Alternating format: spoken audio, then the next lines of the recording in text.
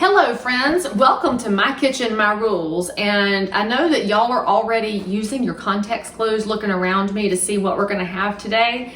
And I'm not showing y'all anything with all these cucumbers. All I'll tell you is that my garden is given and I'm grateful but overwhelmed. We're fixing to make pickles, so that's prepping over there. I have batch number 3 of fig jam over here on the stove because that fig tree is insane this year. And you should subscribe to the channel and go back an episode or 3 and you'll find that fig jam. It's so easy and so good. It makes a really good giveaway.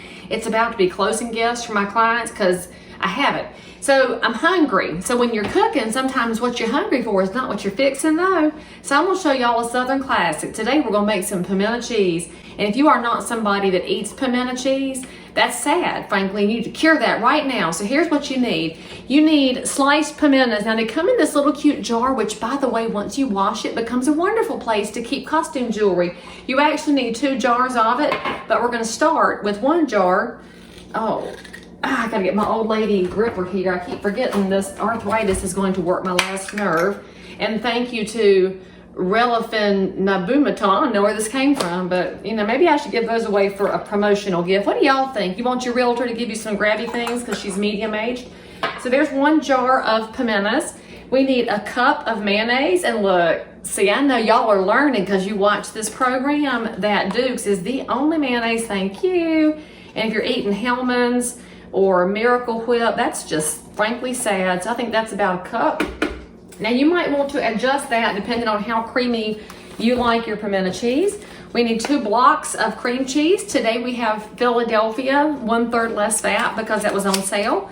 And if you're new to the channel, hey, welcome. You're about to find out this is how I roll. It has half to do with what's on sale and half to do with what I need, and then I make adjustments as we fly. And you know, with the cost of things going up so much, I mean, inflation is going to kill us all. And don't worry though, because if you don't understand economics and inflation, I'm fixing to make a video to explain that for y'all and for your children, because frankly, if the public school system is not going to educate our children properly, it's up to us as parents to take over. Amen and amen.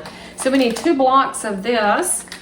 And by the way, you notice I'm using my food processor. For those of y'all that also have an appliance graveyard in your house, hey, this is your chance to use one of those items that you probably have and don't use very often because you're busy, right? I understand life gets in the way, but your food processor can make life so easy. I mean, I could make this by hand, but then my arm would get tired out and I might get the carpal tunnel or something.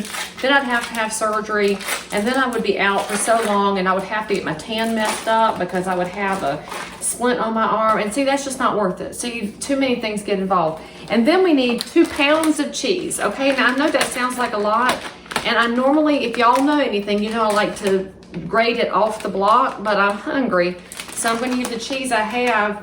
And so each of these bags from the grocery store is 8 ounces. And this is, I'm going to have to mush this down into my food processor here because you need 4 bags of this bagged cheese.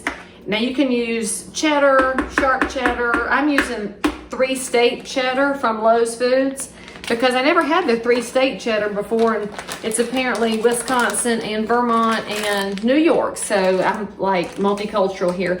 And then I don't know where Good and Gather is from. I guess that's from Target or Walmart or something. It's wherever I got it last. Lord, I need to, that's not gonna fit in there. I might have to process and then put some more in. But anyway, I'm also gonna add in some cheddar jack just because I can.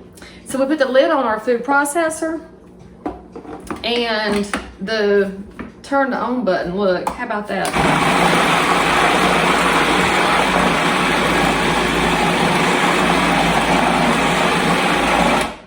Where this recipe came from, this is my Aunt Joyce's recipe down in Clemson, and she is really famous. She was a professor of what we would used to call home economics until the PC police took over, and now it's called domestic engineering or something. But let's just say right out loud, y'all, it's an honor to take care of your family, isn't it? I mean, don't y'all like doing things that are domestic around the house? Because I do.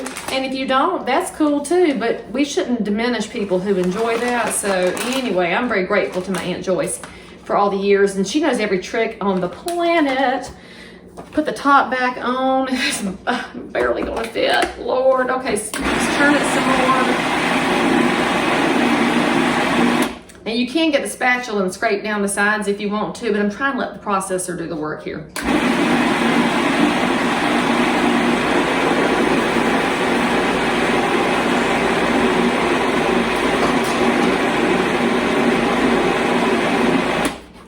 Now I'm going to mix this cheese down in here a little bit so it can all get processed in, and then we're going to add in the second jar of pimentos, because the first batch got really processed in, and I like a little bit of red chunk in mine.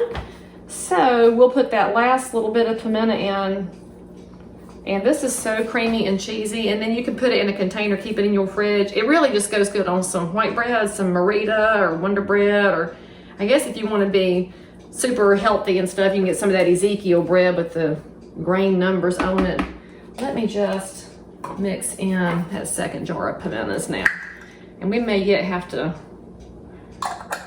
get our spatula out one more again, but you see how fast this is? And I know that the store-bought stuff's pretty good. I've eaten almost all the brands, but look how fast you can make it yourself.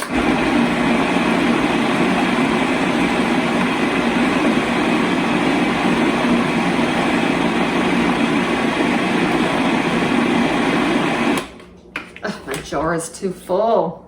I don't know why things are different every time you fix them. Why is that? That's what makes cooking fun, frankly, because it's not always the same. You mix them down in there, push them in. All right. So anyway, that's pimento cheese. Well, y'all, that's how easy it is. And it's also real good on a cheeseburger. Instead of your American cheese or your sliced cheese, put some pimento cheese on there. It's amazing. And now you know why so many fancy restaurants are stealing good Southern food and fixing it and charging you a lot of money for it. But look, you can make it at your house for just a few dollars and serve all your family with a nice, good summer meal. There it goes.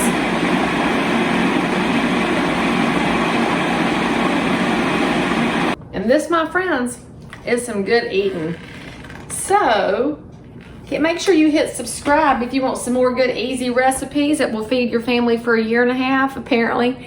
And give me some love in the comments. Try it at home. And I will see you next time here on My Kitchen, My Rules.